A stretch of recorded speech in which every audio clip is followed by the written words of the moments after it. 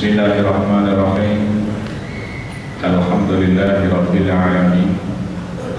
Wa bihi nasta'in ala umuri dunya waddin. Wassalatu wassalamu ala asyrafil mursalin Sayyidina Muhammadin wa ala alihi wa sahbihi ajma'in. Allahumma faqihna bid-din wa 'allimna at-ta'wil amma ba'du. Yang kami hormati Al-Mukarram Bapak Kiai Haji Abdul Hamid Husaini Hafizahullah, Saudara Moderator, Pengurus Masjid Jami Baitul Mughni, Pengurus Ribani, ya. Ribani itu berarti orang riba, ya, dari Bank Syariah Mandiri, bapak-bapak, ibu-ibu, para shaimin dan shaimat hafizahumullah. Kajian kita hari ini adalah seperti tertulis di belakang kami, mengenal lebih dekat ayat kursi. Padahal kita ini sudah kenal dan sudah akrab, ya, apalagi kalau yang sering tahlilan itu mesti baca ayat kursi. Biasanya minimal malam Jumat itu membaca ayat kursi. Tapi mungkin, ya, kita membaca ayat kursi, ya, tapi belum tahu, tadi disebutkan oleh Pak Kiai, rahasianya itu apa, gitu. Ayat kursi ini. Maka sebelum kita mengkaji makna-makna dari ayat kursi, ada beberapa hal yang perlu diketahui. Yang pertama, kalau kita membuka kitab tafsir karya imam besar, ya, bukan imam besar Istiqlal, ya, Imam Ibnu Katsir, ya, itu banyak riwayat-riwayat hadis-hadis Nabi yang menjelaskan bahwa ayat kursi ini adalah ayat yang paling utama, gitu, ya, dalam Quran.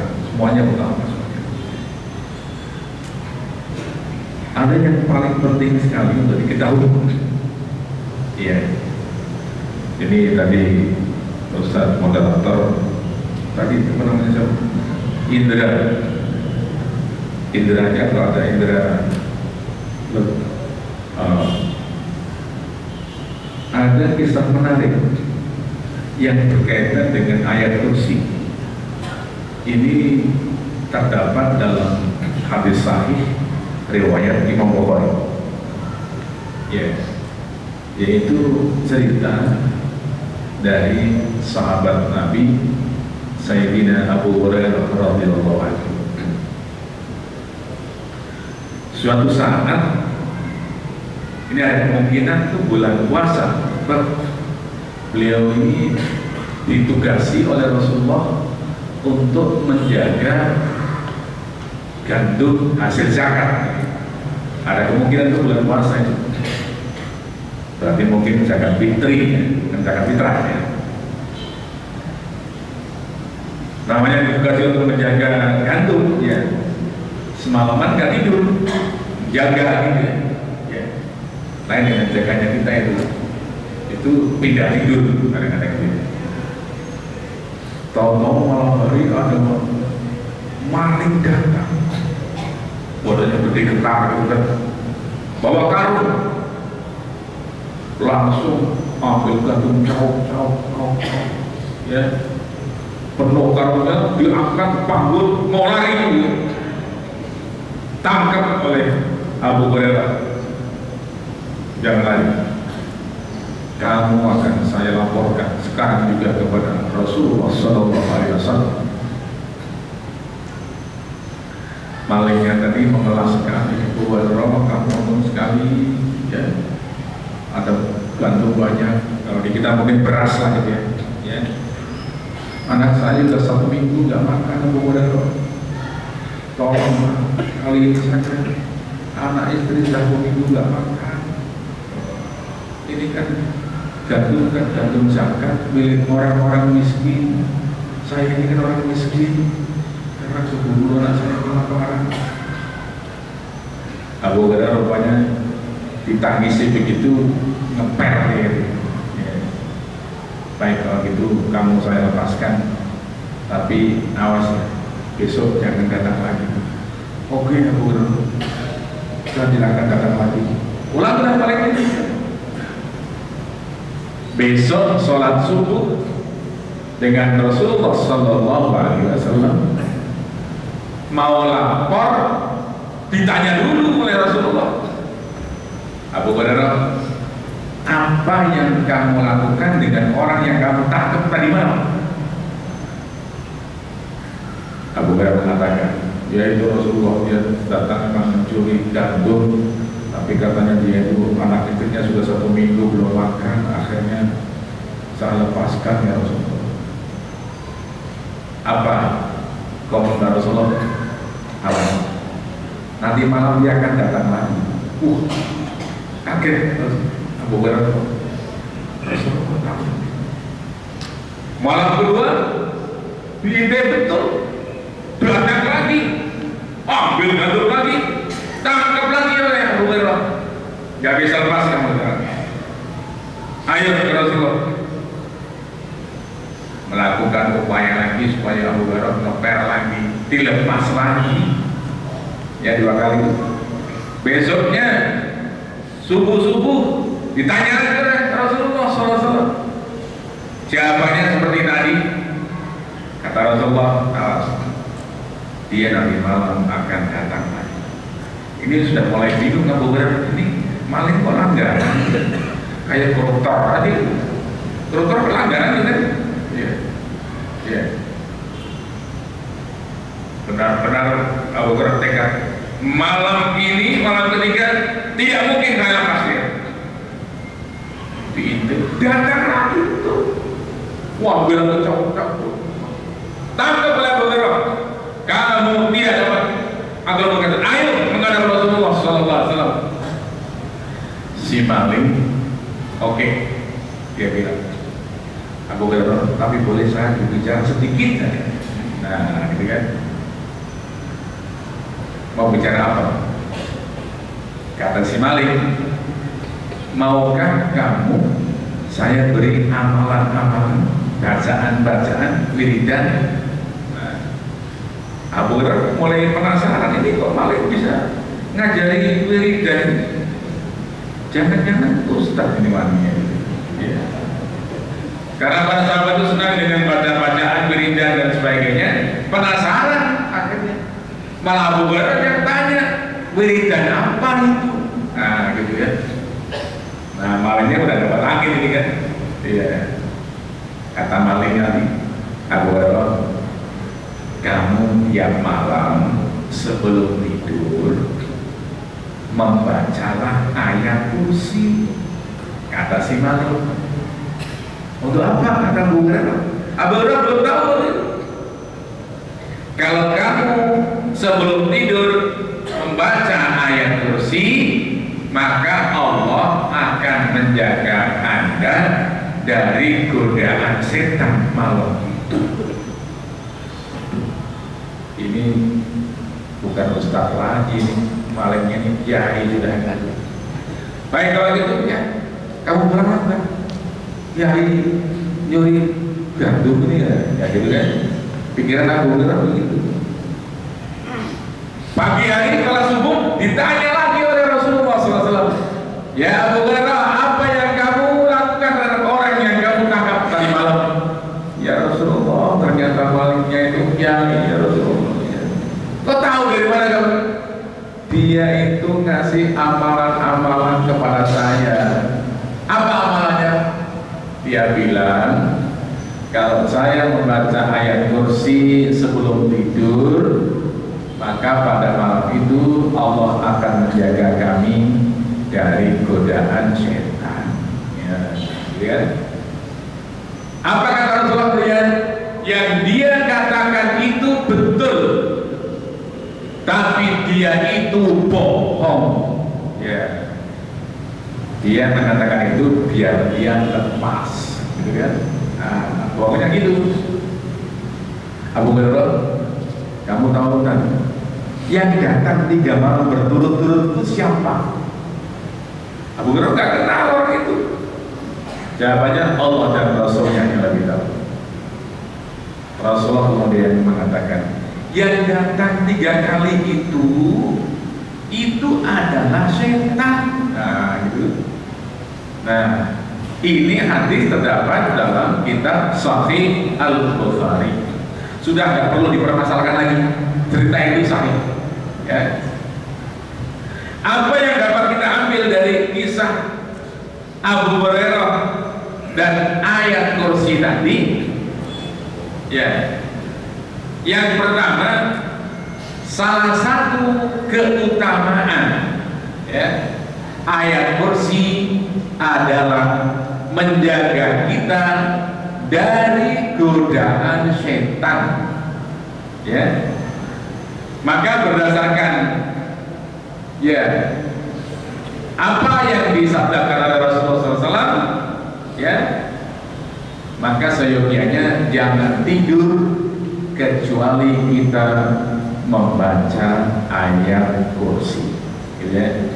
Yang pertama ini, ya, insya Allah Allah akan menjaga kita dari godaan setan pada malam itu.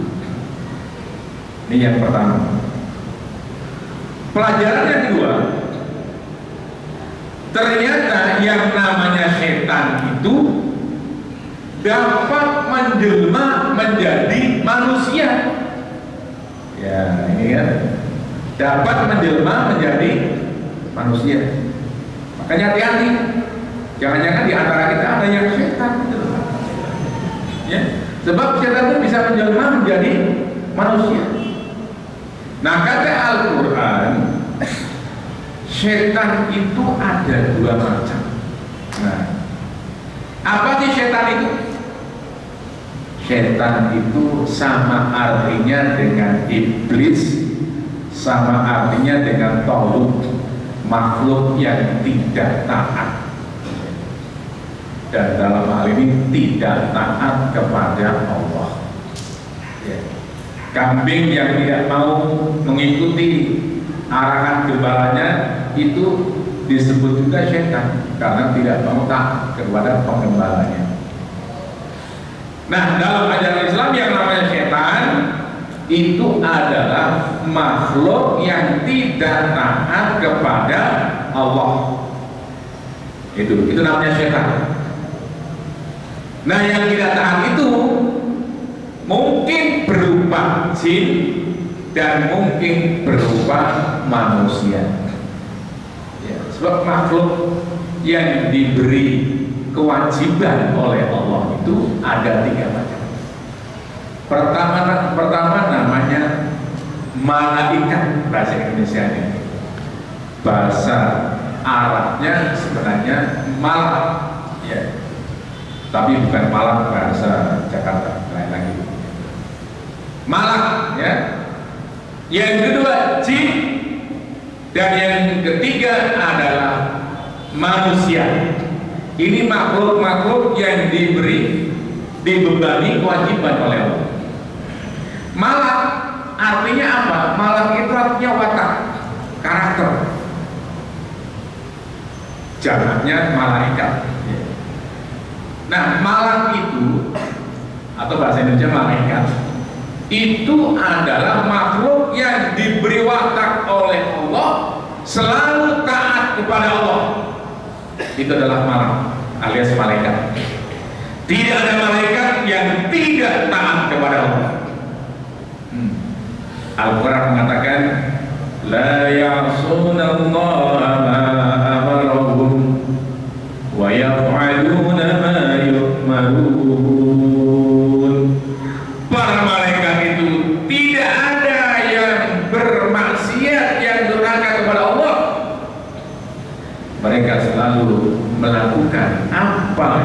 diperintahkan oleh Allah. Ya. Makhluk yang kedua yang diberi kewajiban oleh Allah itu adalah jin. Jin itu asal maknanya adalah tertutup atau tutup. Kenapa disebut jin? Karena tidak dapat dilihat oleh manusia, tertutup. Ya. Malak atau malaikat dapat menjelma menjadi manusia. Jin juga dapat menjelma menjadi manusia. Hanya manusia yang dapat menjelma menjadi malaikat. Manusia tidak dapat menjelma menjadi jin. Nah, jin ada dua macam. Ada jin yang taat kepada Allah, sering disebut dengan jin yang mukmin. Nah, yang kedua, jin yang tidak taat kepada Allah, itulah yang disebut dengan setan. Ya, itu yang disebut dengan setan, yang dia tidak taat kepada Allah. Malaikat tidak ada yang tidak taat, tapi jin ada yang taat, jin mukmin namanya, dan ada yang tidak taat. Yang tidak taat namanya setan. Yang ketiga namanya manusia atau insun, alif lam sin. Ya, dalam sebuah syair disebutkan kenapa manusia itu al-insan yusamma insanan wa ma summiyal insanu illa li nisyanihi. Tidak disebut manusia kecuali karena dia itu punya sifat lupa. Makanya tadi kan saya lupa nama Anda. Ya. Ya. Ini lupa lagi sekarang ya. Jadi manusia juga. Ya, indra kan? Betul. Ya. Tapi bukan indra jin ya. Kalau indra jin wayang gitu ya. Nah, kalau masih lupa itu namanya masih manusia. Tapi asal jangan sering-sering lupa. Manusia disebut manusia itu karena punya sifat lupa.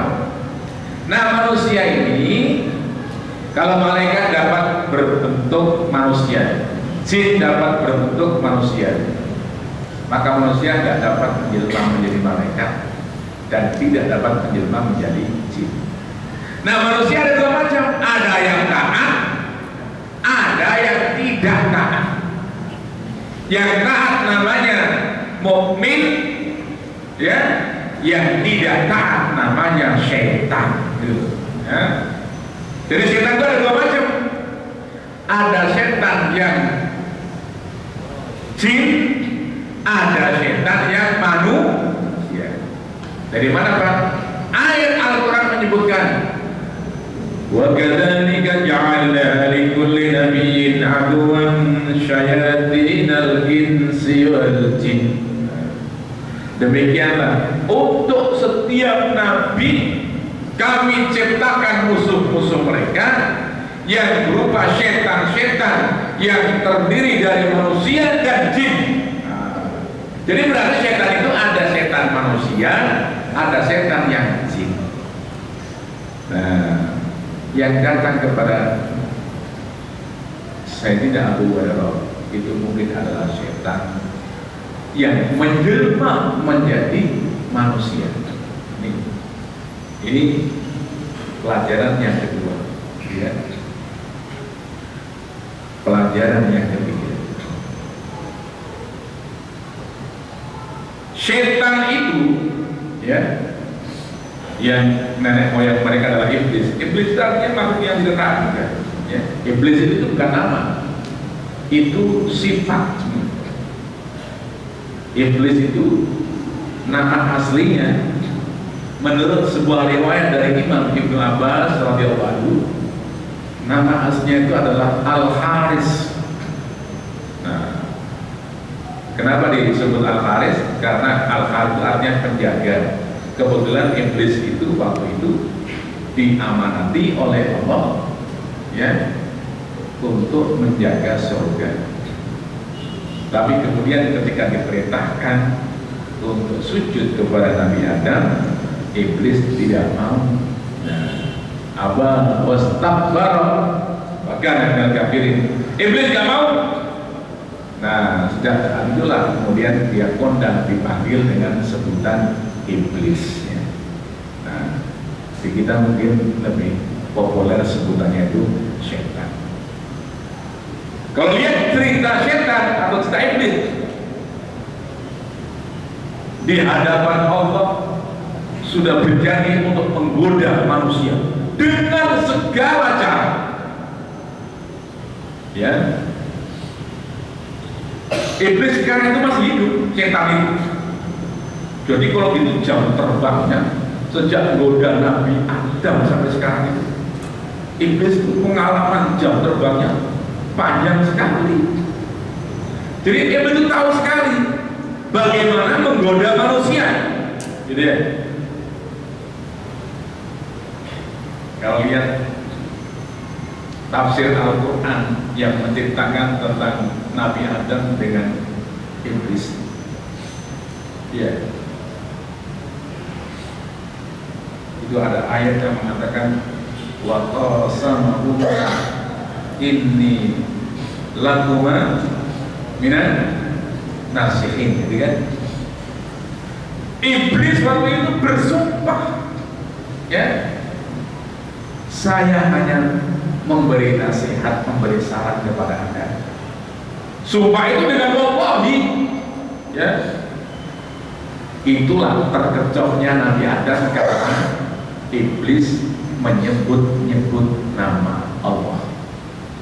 Itu kita lihat, kita tafsir seperti itu. Ya. Andai kata iblis gak sumpah wallahi, mungkin Nabi Adam gak begitu terkecoh mengucapkan wallahi. Nah, ini setan yang datang kepada Abu Hurairah memang tidak sumpah, ya. Ini setan datang dengan berpenampilan kiai. Nah, ya kan? Memang dia nyolong, tapi kemudian kamu mau saya kasih wiridan. Nah, ini kan seperti ini kan perilaku ustaz ini, perilaku kiai. Kalau dalam bahasa sekarang kira-kira setannya itu mau memakai sorban, kira-kira begitu. Ya. Nah, kita terkecoh ketika setan berpakai sorban, ya, kita mungkin terkecoh. Apalagi kemudian mengatakan bacalah ayat kursi setiap sebelum tidur. Terkecoh itu Abu Hurairah. Ya. Untung Abu Hurairah kemudian melakukan uji materi dalil, gitu kan, pada sekarang ini. Ditanyakan kepada Rasulullah, dijawab, itu menyuruh kami begini-begini. Rasulullah katakan, yang dia katakan itu betul. Nah, ini sudah. Ketika Rasulullah katakan yang dia katakan betul, berarti itu bersumber sebenarnya dari Rasulullah Sallallahu Alaihi Wasallam. Sehingga dengan demikian Abu Hurairah kemudian ketika membaca ayat kursi bukan mengikuti perintah syaitan lain, tapi mengikuti tuntunan Rasulullah Sallallahu Alaihi Wasallam. Tahu sekali, saya katakan jam terbang syaitan itu sudah panjang. Dia tahu siapa yang digoda. Oke, iblis setan itu ibaratnya seperti penjual, mohon maaf, ya, apa supermarket, apa pedagang kelontong, apa tukang sayur. Tahu, oh, rumah ini senangnya jengkol, dia akan bawa jengkol. Rumah ini senangnya terong, dia tawarkan terong. Nah, dibeli oleh dia. Yang sini senangnya ayam. Nah, dia beli ayam. Lah kalau sini senangnya jengkol, beli ayam, nggak beli dia. Iblis juga demikian. Siapa yang digoda? Goda orang kaya dengan orang miskin, lain caranya. Iblis itu, ya kayak penjual terong tadi itu. Orang kaya apa digodanya? Ketika ada infak, ketika datang zakat, zakat sekarang sulit cari uang. ya kan? Ya, ya, makanya iblis selalu menggoda, ya, asyaiton, ya, yaitumul faqr, ya, menakut-nakuti nanti, sulit cari duit, ya. Jangan diewer-ewer pada bulan Ramadan, gitu kan? Ya, dia kan sudah diberi rezeki oleh Allah. Nah, orang kaya akhirnya nggak mau mengeluarkan zakat. Orang kaya akhirnya nggak mau mengeluarkan infak, gitu kan? Cara begini nggak bisa dijual kepada orang miskin, nggak laku, gitu kan? Maka udah orang miskin caranya bagaimana? Itu rumah depan kamu itu nggak pernah ngeluarin zakat, ya. Itu di harta dia itu ada hak kamu. Orang-orang fakir miskin ambil, gitu kan? Ya, demo ayo, ya. Caranya itu tuh menggoda orang-orang miskin, gitu. Ya, jadi siapa yang digoda? Dan dia akan mengikuti cara itu. Makanya menggoda Nabi dengan menggoda orang biasa lain. Jangan dikira Nabi nggak digoda. Nabi ada digoda. Bahkan dalam kitab yang Ulumuddin ada kisah, ya, meskipun ya dari segi sanad masih perlu dipertanyakan, tapi kisah ini bagus, gitu ya. Ada dialog antara Nabi Daud dengan iblis. Kata Nabi Daud, iblis, kamu itu kok pahit banget menggoda manusia. Buktinya manusia ini lebih banyak yang mengikuti kamu, taat kepada kamu daripada taat kepada Allah. Kiatnya menggoda itu gimana sih, iblis? Kira-kira dongeng ini, ya. Tapi bagus, gitu. Apa kata iblis? Nabi Daud, saya ini kalau menggoda ustaz-ustaz bawahan itu paling mudah. Ibarat saya main bola, saya kirim bola itu gak ada yang lawan, ya. Yang paling berat menggoda orang seperti kamu itu, Pak Nabi Daud. Kalau orang seperti saya, gimana godanya, bis? Ya, orang seperti Anda ini diajak korupsi nggak mau, diajak berzina nggak mau, diajak maling nggak mau, membunuh nggak mau. Lalu kalau goda orang seperti saya gimana? Ada kan orang sedang beribadah, saya suruh sholat sebanyak-banyaknya tadi. Kaget kalau Nabi Daud tuh. Kalau saya sholat mengikuti perintah kamu, berarti saya sembahyang bukan untuk Allah tapi untuk iblis. Tipis sekali bedanya. Dibelokkan ya, ini cara iblis begitu. Makanya orang yang senang judi oleh iblis diajak untuk berjudi. Orang yang senang koruptor diajak korupsi, ya. Tapi orang yang senang ibadah disuruhnya ibadah oleh iblis itu. Makanya hati-hati, ya. Amalan yang kita kerjakan ini ada nggak perintahnya dalam Islam? Allah dan Rasulnya memerintahkan atau tidak? Kalau tidak, jangan-jangan ini perintah dari iblis, ya. Iblis itu tampilannya bagaimana supaya menyenangkan orang yang digoda. Kalau tampilnya sudah nggak menarik, dia menggoda nggak laku, ya. Dengan orang-orang yang sedang main judi, nggak akan tampil seperti pakai sorban, ya. Tapi dengan orang yang sedang beribadah, dia tampilnya iblis itu pakai sorban. Maka ini judul ini selain itu adalah iblis memakai sorban. Tapi tidak semua yang pakai sorban iblis memang. Dalam rangka menggoda manusia. Abu Hurairah saja itu terkecoh karena penampilan iblis. Untuk langsung, ya, uji materi dalil kepada Rasulullah Shallallahu Alaihi Wasallam. Terkecoh. Ini yang goda saya, Ustaz. Kenapa orang mudah terkecoh?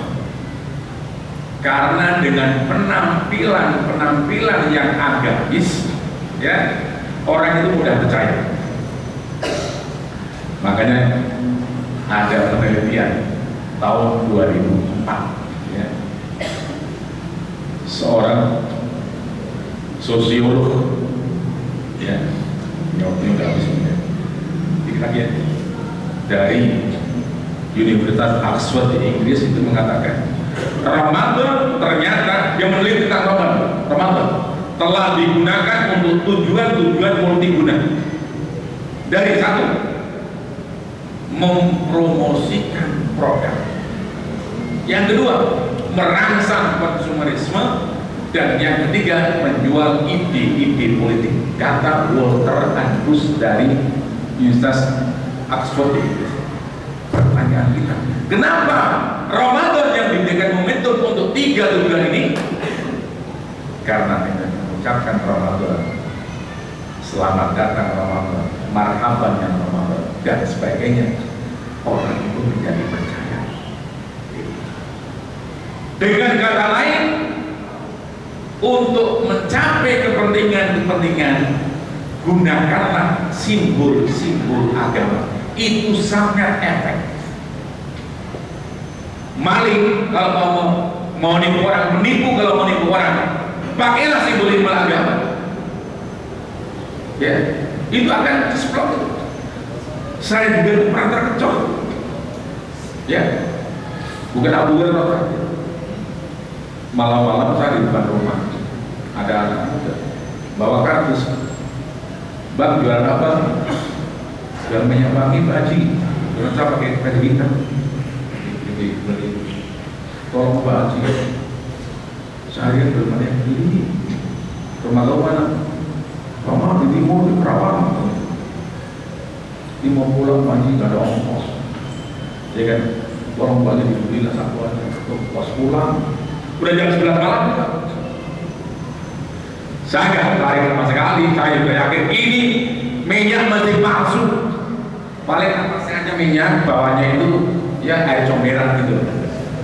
Saya yakin juga. Akhirnya dia duduk berokok gitu kan. Pak Haji ya, saya duduk sebentar sampai Pak Haji. Ya silakan. Saya belum tertarik untuk beli. Sambil duduk itu baca selawat. Salatullah, salamullah. Itu sejak saat itu kemudian saya berubah pikiran. Wah ini anak musola juga katanya. Apa akhirnya? Tak masuk ke rumah. Coba satu berapa? Gak beli satu. Ulang ya. Betul, palsu itu. Ya. Dia bohongi saya dengan baca selawat, mandi betul. Coba kalau dia membaca lagu, ya, Halo Bandung misalnya, nggak akan mandi. Ya. Sekarang biar aja menjelang pemilu, ya. Yang laki-laki pakai peci semuanya, ya kan? Yang perempuan pakai kerudung, pakai jilbab, betul? Ya. Untuk apa itu? Untuk apa itu? Yang belum haji pergi haji pasang haji, ya, agar orang mau memilih dia, ya kan? Oh yang dari RT seperti ini di politik dengan menggunakan simbol-simbol agama akan mandi dia, cespleng nipunya ini. Mengapa? Karena orang-orang umumnya husnudon dengan penampilan yang agamis. Coba ada mau nipu pakai sorban, bawa tasbih ke kampung, cespleng. Ya, ini penelitian di Inggris, di Oxford seperti itu. Dan itu saya pernah benar. Ternyata kenapa? Karena orang-orang itu dengan mudah akan percaya kalau dia penampilannya adalah penampilan yang agamis. Makanya hati-hati Pak. Saya katakan iblis berkalung sorban. Sekarang banyak sekali di Indonesia, terutama di Jakarta. Ya, jangan melihat penampilan. Sorbannya mungkin segede gendong, tapi di dalam otak itu bajingan banyak sekali. Nah, Ya, sekarang banyak ribu karena ada ustadz yang ternyata diisukan menipu kan, menamakan dirinya ustadz agar orang terkecoh, ya kan? Caranya begitu, menamakan dirinya kiai biar orang terkecoh. Inilah contoh setan memakai sorban. Perlu hati-hati karena waktunya udah habis. Kami juga ada acara lain. Mudah-mudahan apa yang kami sampaikan dapat bermanfaat. Wallahul muwaffiq. Wassalamualaikum warahmatullahi wabarakatuh. Mari kita doa bersama. Bismillahirrahmanirrahim. Alhamdulillahirabbil alamin. Hamdan yu'afina wa yu'afi mazida. Ya rabbana lakal hamdu kama yanbaghi li jalali wajhikal karim wa 'azimi sultanik. Allahumma shalli ala sayyidina Muhammad wa ala ali sayyidina Muhammad. Allahumma habib ilana al-iman wa zayyid fi qulubina wa karrih ilana al-kufra wal fusuqa wal isyan wa ja'alna rasyidin. Allahumma ij'alna minal mu'ammirina li buyutika Allahumma ij'alna mu'ammirina li buyutika Allahumma ij'alna minal mu'ammirina li buyutika bi rahmatika ya arhamar rahimin. Allahumma rabbana atina fid dunya hasanah wa fil akhirati hasanah wa qina adzabannar wa adkhilna jannata ma'al abrar ya aziz ya ghaffar ya rabbal alamin. Subhanaka rabbika rabbil izzati amma yasifun wa salamun alal mursalin walhamdulillahi rabbil alamin. Sekian, wabillahi taufiq. Assalamualaikum warahmatullahi wabarakatuh.